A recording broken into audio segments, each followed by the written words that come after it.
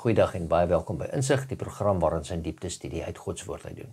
Ons sluit ons studies af met die tema die liefde en die geregtigheid van God.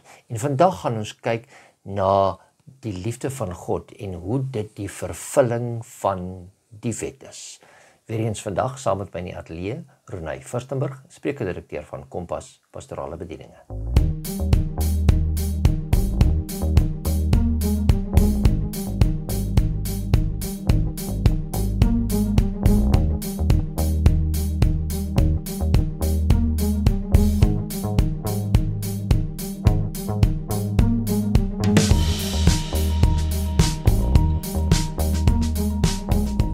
Goeiedag Ronay, dis goed om jou weer by Insig te hê, waar ons hier saam kan studeer uit God se woord uit en weer eens insig kan kry uit God se woord uit. En jy sal dit nie glo nie, maar hierdie is ons laaste studie in die reeks oor die liefde van God en sy geregtigheid. 13 weke is al verby. Tyd hardloop. Maar voor ons in vandag se studie ingaan, sal jy vir ons open met 'n gebed. Kom ons bid saam. Here, wat 'n voorreg is dit om deur hierdie wonderlike onderwerp te kon gesels vir 13 weke al u geregtigheid en u liefde en hoe dit alles in mekaar geweef is. Wanneer ons nou vandag ons laaste studie hieroor gaan doen, gee tog Here dat u Heilige Gees ons sal lei in wysheid en in waarheid en dat ons insig sal kry oor hoe om alles wat ons bespreek het in hierdie 13 weke deel te maak van ons elke dag lewe, sodat ons nader aan u kan leef en u liefde en u geregtigheid 'n waarheid sal word in ons lewe. Ons bid dit in u naam. Amen. Amen. So, ons onderwerp vir vandag is, en ons het in ons vorige studie so daaraan geraak, gevat, maar eintlik ons hele reeks het ons al daaraan geraak. As ons die liefde van God, en God is liefde, God het nie lief nie, God is liefde. Liefde is dan die vervulling van die wet, en Christus het dit self gesê. Maar om af te skop, kom ons gaan kyk na 'n teks in Romeine 13, vers 8. Wees aan niemand iets verskuldig nie, behalwe om mekaar lief te hê, want hy wat 'n ander liefhet, het die wet vervul. Nou, dis nou 'n baie interessante vers hierdie, en ons sien daar in die begin sê, wees aan niemand iets verskuldig nie. Met ander woorde, ons moet nie, ek wil amper sê nie skuld maak, ons praat nie van finansiële skuld nie, maar ons moet nie skuld maak dat ons beloftes maak en aan iemand iets skuld nie, behalwe as om ander lief te hê nie. Met ander woorde, en dan eindig hy daarmee, want hy het, wat 'n ander lief het die wet vervul. Met ander woorde, hier sien ons dat liefde en geregtigheid hardloop saam deur die hele reeks, maar hier sien ons ook dat liefde en die wet hardloop saam. Ja, en ons sien ook dat liefde vorm absoluut die fondasie van die wet. En ek dink dit is iets wat ons het 'n hele studie gedoen oor die wet, as u graag daarna wou gaan kyk het. So ons gaan nou nie weer so in diepte ingaan nie, maar ons het half die konsep dat die wet is net die moets en die moenies van die Here. En ons praat nou spesifiek oor die 10 gebooie, wanneer ons praat van die wet, né? Of moet ek sê, moenies? Al die moenies. Ja, al die moenies. En ons het half hierdie idee dat dit net die reëls en die regulasies is van die Here. Maar wanneer ons by die besef kom dat die wet se hele fondasie lê in liefde, en dat die wet basies die opsomming is van ons God se karakter, en dat ons met ander woorde sy karakter moet hê en lief hê soos wat hy lief het, ewe skielik raak die wet nie vir ons so, ek wil amper sê, so moeilik om te verstaan nie. Nee. Nou verstaan ons hoekom Paulus so mooi vir ons sê dat wanneer jy iemand lief het jy die hele wet vervul. Ja. Van die eerste gebod tot by die 10de gebod, het jy vervul, wanneer daar die liefde soos Jesus lief het in jou is. Ja. So dis baie belangrik dat dit ons afskoppunt is van waar ons gaan, dat ons sien dat as ons dan liefde betuig, en weer eens, ek gaan dit sê, as julle nou al nie in 'n vorige studie dit gehoor het nie, gaan ek dit vandag weer sê, liefde is nie net 'n emosie nie, dit is 'n werkwoord. Met ander woorde, dit is iets wat ons moet doen, nie net iets wat ons moet sê nie. En dis 'n groot verskil, want ons sê gewoonlik vir mense, ons is lief vir hulle, maar toon ons werke, hoe ons hulle behandel, toon dit dat daar liefde is, of praat die twee teen mekaar. Belangrike vraag. En dit is waarna ons moet kyk. So kom ons gaan kyk dan, en dis baie belangrik, as ons nou kyk na Eksodus 20, nie, en as ons na Eksodus 20 toe gaan, dan sien ons is nou by die wet van God. En dan moet ons sien dat die grondbeginsels van die wet, en weer eens besef ons, die wet wat ons in Eksodus 20 lees, is eers gegee op Sinai. Dit is nie, dis eers dan gegee, en baie mense sê, dit is hoekom die wet van God net op die Jode van toepassing is, of op Israel van toepassing is, maar ons sien, dat as ons na die beginsels van die wet kyk in Eksodus 20, dan sien ons, dit het eintlik al bestaan van Eden se tyd af. Want, soos ons hoeveel keer al gesê, dit gaan oor die eerste 4, die gebooie teenoor God, hoe ons God moet lief hê. Nou ek wil hê ons moet vinnig na daardie kyk, en ons lees van vers 2 af. Ek is die Here jou God, wat jou uit Egipte land, uit die slawehuis uitgelei het. So die Here kondig aan wie hy is vir Israel, nie? Jy mag geen ander gode voor my aangesig hê nie. Dis die liefde teenoor God, want hy wil alleen aanbid word, nie? Jy mag vir jou geen gesnede beeld of enige gelykenis maak van wat bo in die hemel is, of van wat onder op die aarde is, of van wat in die waters onder die aarde is nie. Met ander woorde, die eerste ene en die tweede ene hardloop redelik saam. So, jy mag geen ander gode hê nie, jy mag ook nie vir jou gesneede beeld maak nie. Al sê jy daai beeld is om my te aanbid, jy mag vir jou geen gesneede beeld maak nie. Jy mag jou voor hulle nie neerbuig en hulle nie dien nie, want ek die Here jou God is 'n jaloerse God, wat die misdaad van die vaders besoek aan die kinders, aan die 3de en aan die 4de geslag van die wat my haat.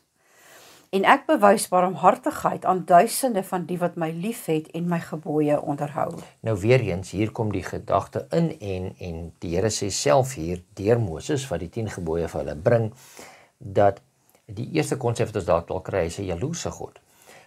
En ons moenie daai jaloersheid sien in dieselfde manier wat ons jaloers is op iemand anders nie.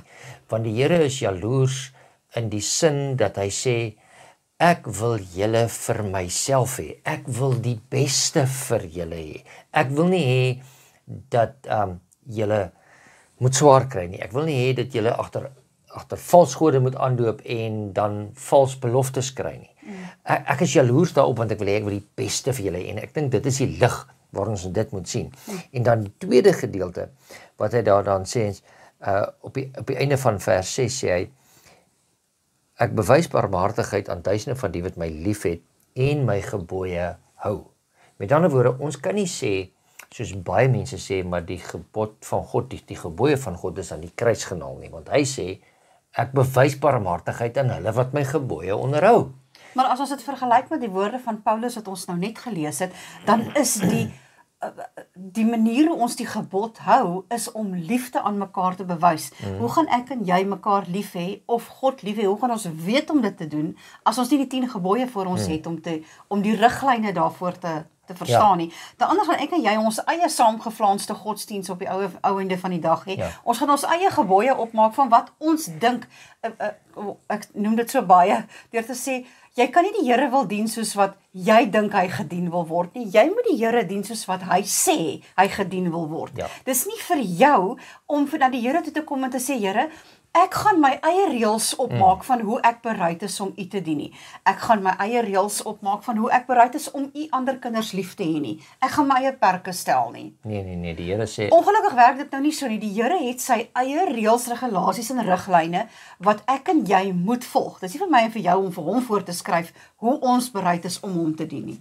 Ek wil amper sê dat in dieselfde lig, as ek die voorbeeld kan gebruik, dit is soos 'n man en 'n vrou wat in 'n verhouding is, en dan sê hy, ek is baie lief vir jou en ek sal met jou trou en vir jou getrou wees, maar weet jy wat, ek gaan ook tyd spandeer, ek is baie lief vir jou, maar ek sal tyd spandeer met ander vrouens ook en met ander mense die meeste van die tyd.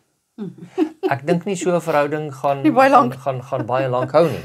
En daarom is daar ook in hierdie verhouding tussen die mens en God, is daar kan ek sê nie reëls nie, ek wil sê, daar moet 'n sekere verstandhouding wees tussen die partye. Kom ons gaan aan die volgende een sê, jy mag die naam van die Here jou God nie uitelik gebruik nie, want die Here sal die een wat sy naam uitelik gebruik nie ongestraf laat bly nie.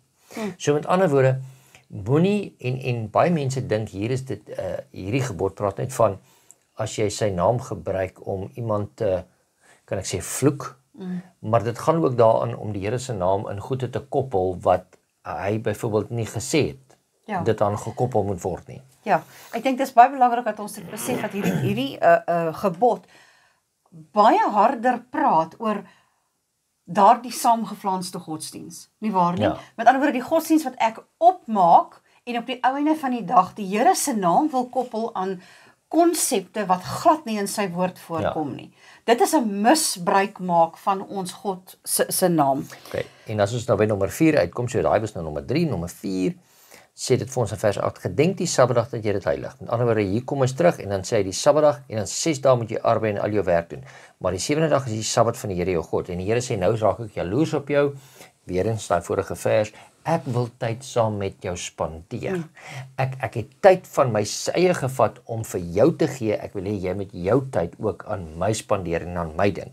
En dis waaroor dit gaan. En dan ook as jy die Sabbat onderhou, as jy die Sabbat gedenk, dan erken ons hom ook as ons Skepper God. Ja. En dan bewys ons liefde teenoor hom daarin dat ons hom eerste stel op daai dag en alle ander, dan sal ek sê, versaak. Dis reg.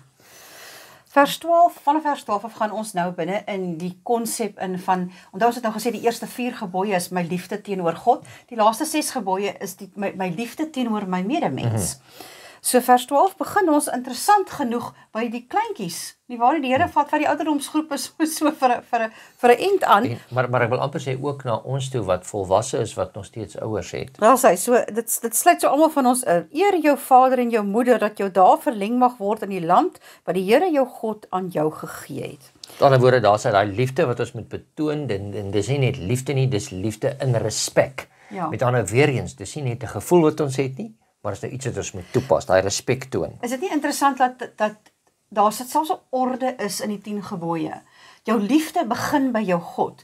Dan wankel dit af, wil ek amper sê, na jou huisgesin toe. Die eerste autoriteit daar is jou ouers. Jou liefde vir jou ouers moet bewys. Jy mag nie doodslaan nie, jy mag nie egbreek nie, jy mag nie steel nie. Jy mag geen valse getuienis teen jou naaste spreek nie. Jy mag jou naaste nie jou naaste se huis begeer nie. Jy mag nie jou naaste se vrou begeer of sy diensknegt of sy diensmaag of sy os of sy esel of iets wat van jou naaste is nie. So ek dink die 10 gebooie is in my opinie baie eenvoudig om te verstaan. Dit is regtig nie 'n gekompliseerde konsep nie. Want as jy nou kyk, as ek nou so sê, die laaste 6 as ons dit almal lees, dan sê ons, jy moet jou vader en jou moeder eer, jy mag nie doodslaan nie, gaan dit aan myself doen nie. Jy mag nie egbreek nie. Ek doen dit nie aan myself nie. Ekskuus tog. Jy mag nie valse getuienis lewer nie. Met ander woorde, jy moenie vir iemand anders leuns vertel nie. Jy mag nie jou naaste se huis begeer nie, en dit is 'n begeerte in die sin dat ek iets gaan doen om dit wat hy het my eie te maak. Ek wil tog net vir u terug, so een tree teruggee. Jy mag geen valse getuienis teen jou naaste spreek nie. Beteken nie net dat jy nie vir 'n ander persoon 'n leuen mag vertel nie. Dit beteken dat jy nie vals stories van ander mag versprei nie, want dan word jy 'n vals getuie. Nie waar nie? So oppas as jy iemand anders se reputasie wil ruïneer. Jy's besig om daardie gebod te breek. Ja. Want dit is 'n vals getuienis wat jy gee. So sien ons dan, as ons hulle vinnig vergelyk en ons gaan na Matteus 22 toe, dan sien ons daar, dit is wat Jesus gesê het. En hy het gesê daar, hieraan hang die hele wet, né? 22 vers 37 tot 39. Pardon, 37. En Jesus antwoord hom, jy moet die Here jou God lief hê met jou hele hart en jou hele siel en jou hele verstand. Dit is die eerste groot gebod. Die Here, né? So. Ja. Die tweede wat hiermee gelyk staan, jy moet jou naaste lief hê soos jouself. Aan hierdie 2 gebooie hang die hele wet en die profete. Okay, en nou wil ek net daarby inkom weer eens, hierdie wet en die profete, dit verwys nie net hier na die 10 gebooie nie. Dit verwys hier na die wet, soos dit in daai tyd van verwys is, die eerste 5 boeke van die Ou Testament, so die geskrifte van Moses, want dit is beskryf as die wet. En dan die profete, is basies die hele Ou Testament. Die hele Ou Testament, soos wat ons dit vandag ken, hang aan hierdie beginsel. Dat jy die Here jou God moet lief hê met jou hele hart, siel, krag en verstand en jou naaste soos jouself. En dan vervul jy die wet. So ons kan sien dat die wet gaan oor liefde. Dit gaan nie net oor 'n stel reëls van moets en moenies nie. Dit gaan oor om liefde te bewys teenoor jou God en liefde te bewys teenoor jou naaste. Dit is interessant dat soveel mense vir ons al gesê het, maar ek kan nie die nut insien van die Ou Testament nie. Ek kan nie verstaan hoekom moet ons 'n studie maak van die Ou Testament nie. Ons kan maar net sowel die Ou Testament weggooi en dan maar net die Nuwe Testament hou. Maar wanneer ons hierdie woorde van Jesus Christus lees, dan besef ons dat die Here gesê het, jy het 'n studie van die Ou Testament nodig, sodat jy kan leer hoe om my volwaardig en volmaak lief te kry, en dat jy kan leer hoe om jou naaste lief te hê. Ja. Interessant dat die Here vir ons gesê het dat jy die Ou Testament nodig het om daardie twee beginsels vas te lê voordat jy nog by die Nuwe Testament uitgekom het waar jy te doen kry met die evangelie. Want is dit nie interessant dat as jy iemand die evangelie moet vertel, maar daardie persoon het nog nie eers 'n konsep van God nie, en het nie 'n konsep van hoe om liefde toe te pas in hulle lewens nie, dat die evangelie op die einde van die dag nie daardie beginsels ondersteun vir hulle nie. So die Ou Testament is daar vir my en vir jou om vir my en die persoon met wie ek die evangelie wil bring, te help om my God te verstaan, sy liefde vir sy mense te verstaan, sodat ek kan leer hoe om God se mense lief te hê, soos wat hy hulle lief het. Okay. Kom ons bring net gou daai konsep weer in, dat onthou, deur die 10 reëls van die wet van God te onderhou, beteken dit nie jy gaan gered word nie. Die wet kan ons nie red nie. Die Bybel is baie duidelik daaroor. Ons word gered deur die genade van Christus, sy soenoffer wat hy vir ons betaal het. Maar die wet is ons bewys dat ons hom aanvaar het en ons liefde teenoor hom toon. En die wet wys baie keer ons sondes vir ons uit wat ons verkeerd doen. So daar's nie redding daarin om die wet te hou nie. Maar Christus sê, as julle die wet onderhou, as julle mekaar liefhet, vervul julle die wet. Ekskuus tog. Kom ons gaan na Romeine 6 toe. Okay. Romeine 6 vers 1 tot 3. Dit sê Paulus vir ons, wat sal ons dan sê? Sal ons in die sonde bly? Met ander woorde, as ons sê ons is onder die genade, sal ons dan in die sonde bly? Nee, stellig nie, sê hy. Ons wat die sonde afgesterf het, hoe kan ons nog daarin lewe? Met ander woorde, as jy Christus aanvaar, dat jy nie sê, maar ons is nou onder die genade, so dit maak nie eintlik saak as ek sondig nie. En dan kom ons weer onder daai konsep van, hoe is dit moontlik om vir iemand te sê, jy kom by my aan en dan sê ek vir jou, ag is alright, ek sal jou genadig wees. En sê jy, wat het ek verkeerd gedoen? Ek nee, niks nie. Ek is net bereid om vir jou vandag genadig te wees. Dit maak nie sin nie. Ek het nie genade nodig as daar nie 'n oortreding was nie. Nou vers 3 sê vir ons, of weet julle nie dat ons almal wat in Christus Jesus gedoop is, in sy dood gedoop is nie? Met ander woorde, hoekom het Christus gesterf? Juis om die vereistes van die wet te voldoen, want dit sê ook vir ons, hy wat sondig, hy moet sterwe. En dit is hoekom Christus in ons plek gesterwe het. Nou, ons het vandag 'n interessante gesprek gehad, en daar sien ons in dat Christus, hoe kan net een persoon vir almal sterwe? Dis eintlik baie maklik, want die een persoon wat geskape is, wat volmaak is, het vir almal gesterwe. En die een persoon wat sê, ek het hulle geskape, hulle is my kinders, ek is lief vir hulle, het ook gesê, daar's net een persoon wat vir hulle kan instaan. En dit is ek. En daarom het God deur die seun gesterwe, sodat daar verlossing vir ons kan wees. Ja, ek wil net so 'n bietjie korrigeer wat jy so slip of the tongue gehad. Christus moes vir ons kom sterwe, want geen geskape wese kan vir 'n ander geskape wese sterf nie. Jy het nogal vandag in 'n gesprek vir my so iets moois gesê, Jy het gesê hoekom het die Here nie net gesê vir elke mens wat tot bekering kom kan moet 'n engel sterf nie, want die engele is ook sonder sonde. So dan is dit van een wat gesondig het 'n sondelose nodig om vir hom te sterf. Maar die feit van die saak is net een geskape wese kan nie vir 'n ander geskape wese instaan nie. Ja. Nie as dit kom by die verlossingskonsep nie. Nee. Die godheid alleen kon instaan vir daardie geweldige prys wat betaal moes word, want die geskape wesens kan nie vir mekaar instaan nie. So, kom ons kyk net en ons gaan na die volgende hoofstuk toe. Romeine hoofstuk 7 en vanaf vers 7 tot 12. Wat sal ons dan sê? Is die wet sonde? Nee, stellig nie. Inteendeel, ek sou die sonde nie anders as deur die wet geken het nie. Met ander woorde, hier kom die wet en die wet wys die sonde uit. Right? Want ek sou ook die begeerlikheid nie geken het nie as die wet nie gesê het, jy mag nie begeer nie. Want die sonde wat het aanleiding gevind deur die gebod en in my allerhande begeerlikhede gewerk, maar sonder die wet is die sonde dood. En sonder die wet het ek vroeër gelewe, maar toe die gebod kom, het die sonde weer opgelewe en ek het gesterwe.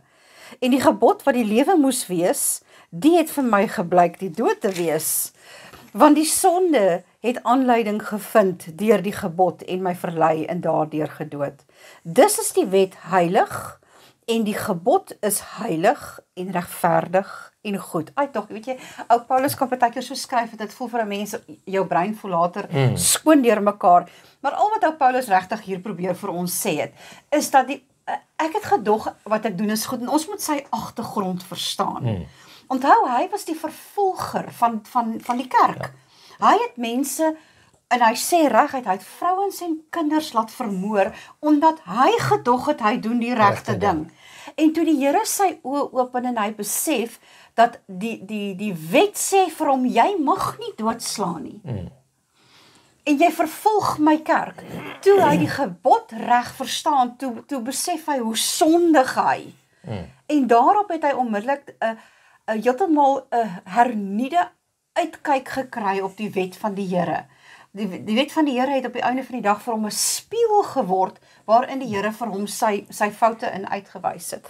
En hier is nou die kruks wat ons nou daar moet kyk, want baie mense sê maar die wet is aan die kruis genaal, dis nie meer nodig nie. Dis 'n ou afgesaagde sê ding. Maar hoekom sal dit dan in die Nuwe Testament vir ons sê en Paulus vir ons sê die wet is heilig? Nou hoe sal die wet dan afgeskaf wees as dit heilig is? Heilig is iets wat afgesonder is. Heilig is iets wat reg is. Hoe kan dit dan nou afgeskaf wees? Maar hy gaan verder. Hy sê dis nie net heilig nie. Dis ook regverdig en dit is goed. Met ander woorde, hier sien ons dat ons moenie na 'n slegte ding na die wet kyk nie, maar ons moet na die wet in 'n positiewe lig sien.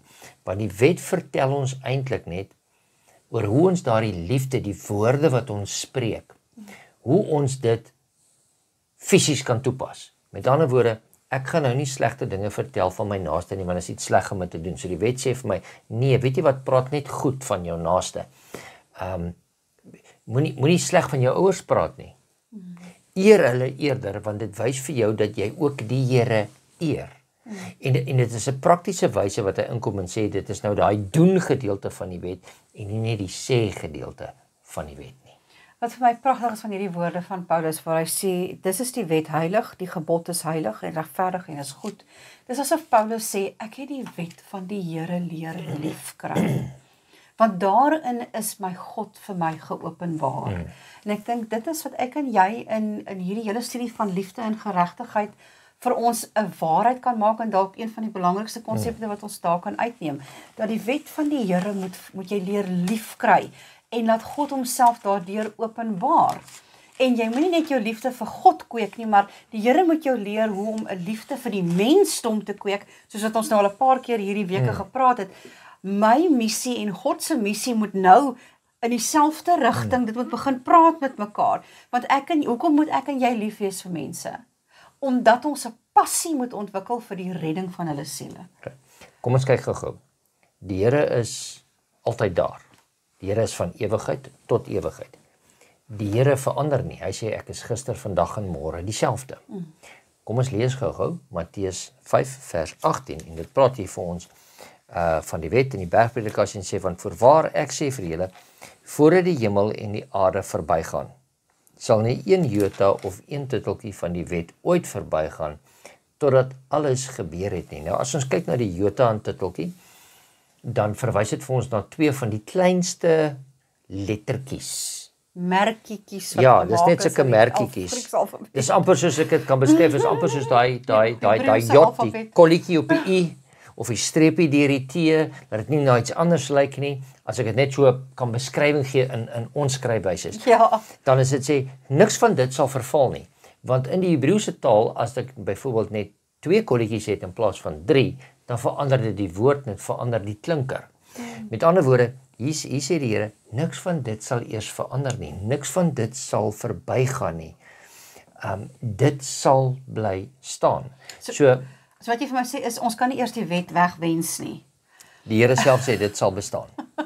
Of ek en jy nou ons rug wil draai op die wet van die Here. Dis nie asof die wet gaan verdwyn nie. En of die verpligting van my as Christen om 'n studie te maak van die wet, dat ek dit as Christen kan deel maak van my lewe, vir die rede om my God lief te hê, vir die rede om my medemens lief te hê. Ek kan nie dit ignoreer nie. Ek kan nie dit wegwens nie. Nou, hier kom die Here en hy praat weer in Johannes 14 vers 15. En dis baie vinnige woorde en dis baie maklike woorde en hy sê daar, as. Julle ken almal van as, né? As julle my liefhet, bewaar my gebooie. So as ons sê, ons het die Here lief, maar ons bewaar nie sy gebooie nie. En nou wil ek sê, die 10 gebooie, maar nie net die 10 gebooie nie, die hele skrif, alles wat vir ons opgeskryf is en doen wat hy vir ons voorgeskryf het nie. Dan as ons dit nie doen nie, nou sê ek, nou moet ons tussen die lyne lees, nie? En die lyne sê daar vir ons, as julle my liefhet, bewaar my gebooie. As julle nie my gebooie bewaar nie, dan het julle my nie lief nie. Kan ek vir julle net die ego van hierdie spesifieke vers lees. Ons kan dit in 1 Johannes 5 vers 3, want dit is die liefde tot God, dat ons sy gebooie bewaar, en dan hierdie interessante woorde agterna, en sy gebooie is nie swaar nie. Dit is nou 'n bietjie 'n ander draai van die wiel wat nou hier aangesit word, en jy weet, ek het ook al baie mense met tegekom wat gesê het, dit is onmoontlik vir 'n mens om die wet te hou. Met ander woorde, ekskuus, nou kom ons nou weer terug na daai konsep. So as ons sê dis onmoontlik om die wet te hou, dan sê ons dis onmoontlik om lief te hê. Want die wet is liefde. En dit is nie onmoontlik om lief te hê nie. Nee, dit is nie. Right. So, 'n volgende teksvers wat ons kan gaan en ek weet jy wil vir ons daarna toe gaan is in Jeremia 31 vers 31 tot 34. En dit bring vir ons die konsep uit van die balans, wil ek amper sê, tussen die wet en wat genade is. 31 vers 31 tot 34. 31.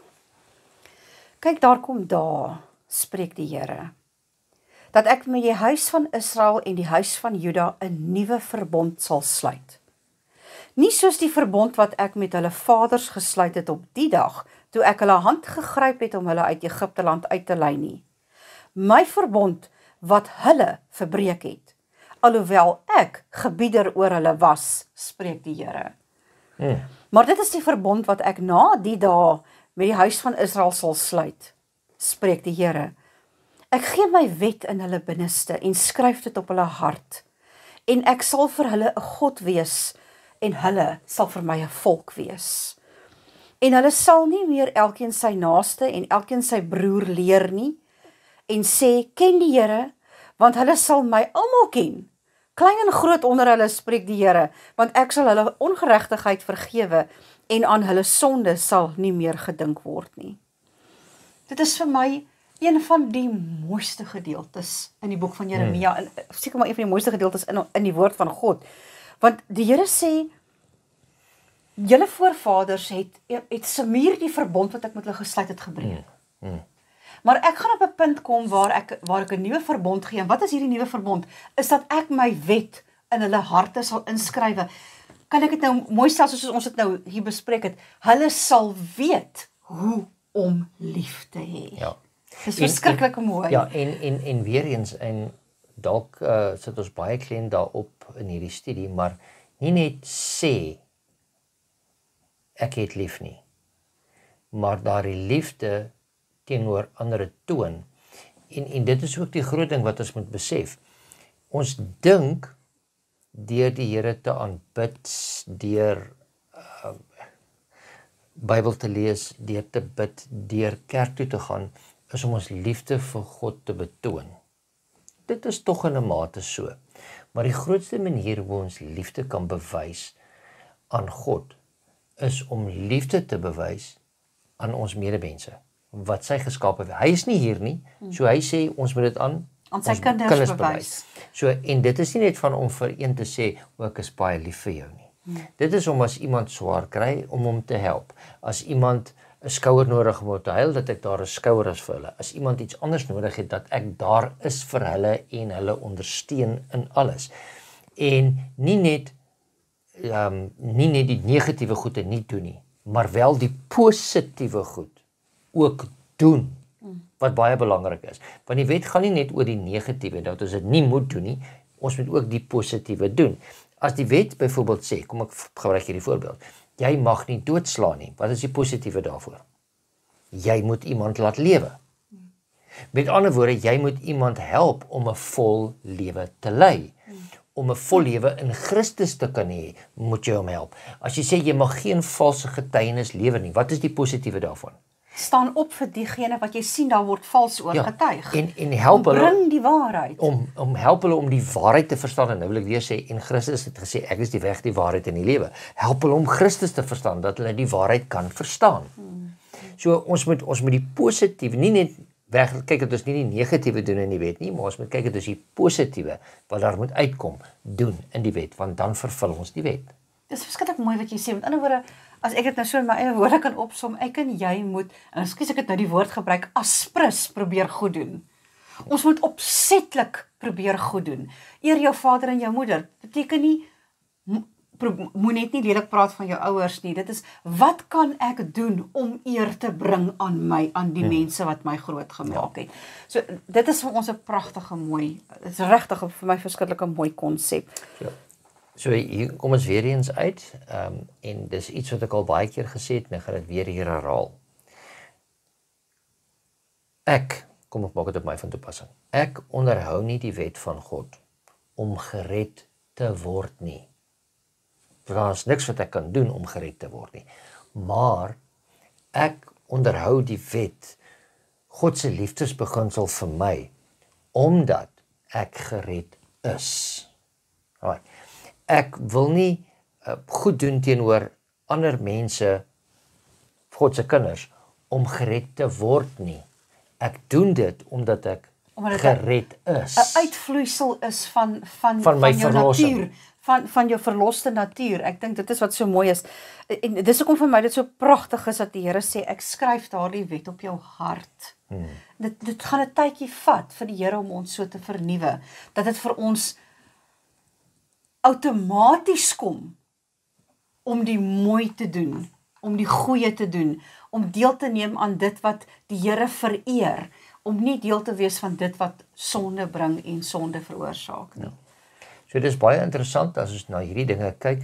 So weer eens, liefde is dus die vervulling van die wet. Met ander woorde, as ons liefde teenoor ons naaste betoon.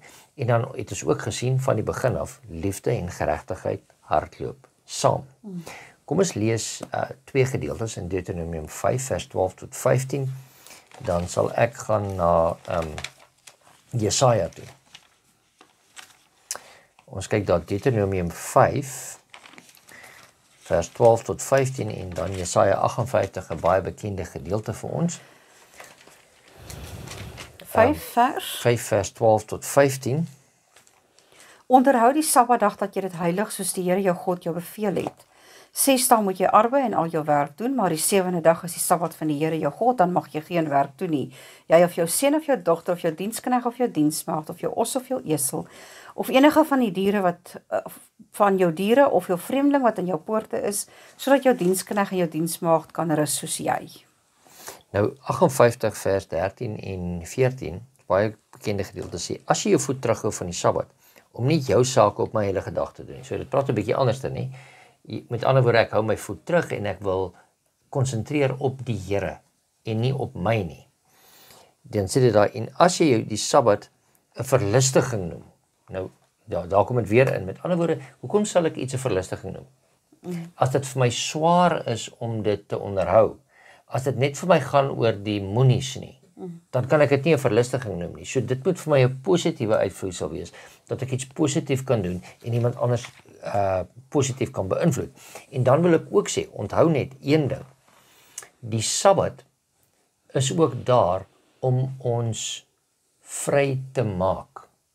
Die Sabbat is 'n verlossing, want die Sabbat verlos ons van ons hele week se werk. Dit stel ons vry. En daarom wanneer ons die Sabbat onderhou, sê ons verander, ons glo in verlossing, maar ons moet ook die Sabbat so onderhou dat ons ander kan vrystel, sodat hulle ook daardie selfde verlossing van permanente werk, dat hulle dit kan ervaar. Ons moet dit lees, miskien in die lig van Matteus 23, as jy dit vir ons het, Matteus 23, van vers 23 en 24, kom ons kyk, ek het hom. Wee julle skrifgeleerdes en fariseërs, geveinstes, want julle gee tiendes en van kruisemente dan nuis en koljander, en die swaarste van die wet laat julle na, die reg en die barmhartigheid en die trou. Hierdie dinge behoort julle te doen, sonder om die ander na te laat. Met ander woorde, hier sê die Here, julle doen al hierdie goed wat jy sê wat jy moet doen. Maar die ander goed en die reg en die geregtigheid, die barmhartigheid, wat jy teenoor ander mense moet toon, dit laat jy na. So die Here sê hier, ekskuus dat ek vir jou sê, die Here sê hier, al kan jy al 10 boksies aftik, ek het nie hierdie gedoen nie, ek het nie gesteel nie, ek het nie geroof nie, ek het nie hierdie nie, ek het nie hierdie nie. Dan sê die Here, maar het jy reg bewys aan jou broer? Het jy barmhartigheid bewys aan hom, of het jy net die negatiewe, jy mag nie, getik? My vraag is, kan ek nou regte sê dat iemand al 10 gebooie kan onderhou en tog 'n klipharde, ijskoue mens kan wees? Dit is baie moontlik as ons net na die negatiewe, ekskuus dat ek dit so stel en julle moet dit in die lig sien waar ons bespreek. As dit niks meer is as net 10 reëls, wat ek vanaand as ek my oë gaan toemaak, dan sê ek, Here, ten minste het ek nie u naam uitlik gebruik nie, Here, ten minste het ek nie voor 'n beeld neergebuig nie, Here, ten minste het ek niemand se goed begeer nie, ek het niemand doodgemaak nie, ek het vir niemand gelieg nie, en ek noem die 10 reëls so op, dankie en ek sê, dankie Here, dat ek het vandag reg gekry het om 10 reëls te hou, maar ook is so dankbaar dat ek niemand laat ek niemand gehelp het nie, want die mense irriteer my so, ek is so dankbaar dat ek niemand nodig het om te help nie. Maar ek het dan nie al hierdie goede gedoen nie. Ja. Dan weer eens, dan kyk ons net na die negatiewe gedeelte wat ons mis die hele punt van die 10 gebooie. Ja. Ons mis die punt, want die Bybel sê vir ons so duidelik, Paulus herhaal dit, die Here Jesus Christus het dit vir ons gesê, jy vervul die wet wanneer daar liefde in jou is. Liefde vir my en liefde vir jou naaste. Ja. So ons mis die punt wanneer die wet vir ons net bloot 10 reëls word. En niks meer as dit nie. Ja. Het jy vir ons net nou Jakobus 2 gelees? Nee, nog nie. Nie. So, gaan vir ons na Jakobus 2 toe. Daar is 'n paar verse daar, Jakobus 2 vanaf vers 1 tot 9, Jakobus hoofstuk 2 vanaf vers 1 tot 9. My broeders, laat julle geloof in ons Here Jesus Christus, die Here van die heerlikheid, nie wees met aanneming van persoon nie. Want as daar in julle vergadering 'n man inkom met goue ringe aan die vingers, met 'n pragtige kleed aan, en daar kom ook 'n arme man in met vouklere aan, En as julle opsien na hom wat die pragtige kleed dra en vir hom sê, gaan sit u hierdie op hierdie goeie plek. En vir die armes sê julle, gaan sit jy daar of hier onder my voetbank. Het julle dan nie by julleself onderskeid gemaak en regters met die verkeerde oorlegginge geword nie? Luister, my geliefde broeders, het God nie die armes van hierdie wêreld uitverkies as rykes in die geloof en die erfgename van die koninkryk wat hy beloof het aan die wat hom liefhet nie. Maar julle het 'n arm man oneer aangedoen. Is dit nie juist die rykes wat julle oorweldig en julle voor die regbanke sleep nie? Is dit nie hulle wat die ydelle naam belaster wat oor julle aangeroep is nie? As julle ewenwel die koninklike wet volbring volgens die skrif, moet julle jou naaste lief hê soos jouself, dan doen julle goed. Maar as julle partydig is, doen julle sonde en word deur die wet as oortreders bestraf. En hier Ek weet nie hoe duidelik, daar's eers 'n bespreking nodig oor hierdie hele gedeelte nie. Dit is absoluut van selfsprekend. Vers 10 sê, want wie die hele wet onderhou, maar in een opsig struikel, het aan hulle almal skuldig geword. Ja, met ander woorde, dit is baie belangrik dat die wet is nie net die stel reëls wat ons doen nie. En dit is vir ons so belangrik is. As ons net gaan om te sê ons wil die stel reëls hou en daar is geen liefde daarin nie, dan het ons die punt gemis. Want dit is om liefde. Christus het gesê, hieraan hang die hele wet. Jy moet die Here jou God lief hê met jou hele hart, jou hele siel, al jou krag en jou hele verstand en jou naaste soos jouself. Met ander woorde, dit gaan oor liefde en dit gaan oor liefde te buis. Johannes 3 vers 16 sê, want so lief het God die wêreld gehad, dat hy wat gedoen het? Dat hy sy enige gebore seun gegee het, sodat elkeen wat in hom glo, nie verlore mag gaan nie, maar die ewige lewe kan hê. En dit is daardie konsep. Met ander woorde, Christus het nie net gekom en gesê, ek het julle lief nie. Christus het gekom en dit prakties gemaak. En dit is wat die liefde en die wet bymekaar kom. Dit is 'n praktiese sy wat ons moet doen. Maar die bewys wat dit hier vir ons neerkom en sê, julle moet mekaar lief hê. Hieraan sal julle ook weet dat julle my disippels is in Johannes, né? As julle mekaar lief het. So met ander woorde, kom ons probeer om God se liefde, nie net 'n liefde te maak van ons is en sê ons is lief vir iemand nie, maar laat ons dit eerder in ons dade betoon teenoor ander dat ons vir hulle lief is en as dit nodig is, kom ons sê dit. Maar kom ons bewys dit in ons dade aan ander. Ek wil graag vir julle met nog 'n paar verse in Jakobus ons gesprek afsluit en dit kom uit Jakobus 3 vanaf vers 13 uit. En wat Jakobus vir ons basies hier sê, is as jy nie lief het nie, is jy 'n dwaas. 'n Persoon wat opreg liefhet, weet hoe om met wysheid te handel. Vanaf hoofstuk 3 vanaf vers 13. Wie is wys en verstandig onder julle? Laat hom sy goeie lewenswandel, sy werke in sagmoedigheid wysheid toon. Maar as julle bittere afguns en selfsug in julle harte het, moenie roem en lieg teen die waarheid nie. Dit is die waarheid wat van bo is. Dit is nie die wysheid wat van bo kom nie, dit is aards, natuurlik, duiwels, want waar afguns en selfsug is, daar is wanorde en allerlei gemeene dade. Maar die wysheid wat van bo is ten eerste rein, dan vredelievend, vriendelik, geseglik, vol barmhartigheid en goeie vrugte, onpartydig en ongeveins. En die vrug van die geregtigheid word gesaai in vrede vir die wat vrede maak. Wanneer ons die vrede en die liefde en die geregtigheid van God verstaan, sal daar 'n wysheid in ons opborrel wat ons leer lief hê en wat vrede bewaar. Ons sal nie die moeilikheidmakers wees nie. Ja. Ons sal nie die onmin saai nie. Ons sal die een wees wat mense na die Here toe bring. Ja. En wat sy liefde en geregtigheid aan hulle in wysheid kan toon deur die manier hoe ons leef. Ja, ek wil nou amper afsluit en sê baie dankie vir daai wat jy gesê het en dat ons daai geregtigheid en dan die vrede moet bewaar. Baie keer weet ons kan die argument wen, want ons weet wat die waarheid is. Maar in baie van daardie gevalle wen ons die argument, maar ons verloor die siel. Ek dink dit is baie meer belangrik vir ons om die siel te wen. Want later sal die siel sien dat ons in elk geval reg was, as om net te probeer druk om die argument te wil wen. En ek dink dit is waar dit vir ons op neerkom. Kom ons gaan probeer uit, en ons het hierdie hele 13 weke al gestudeer oor die liefde en God se geregtigheid. En ons sien dat God is liefde. En dat hy sy liefde teenoor ons betoon. Maar kom ons gaan ook en ons gaan bewys ons liefde aan God deur ander te behandel soos wat God ons behandel het. En nie net te sê ek is lief vir my broer of ek is lief vir my suster nie. Maar dat ons dit in dade oorsit.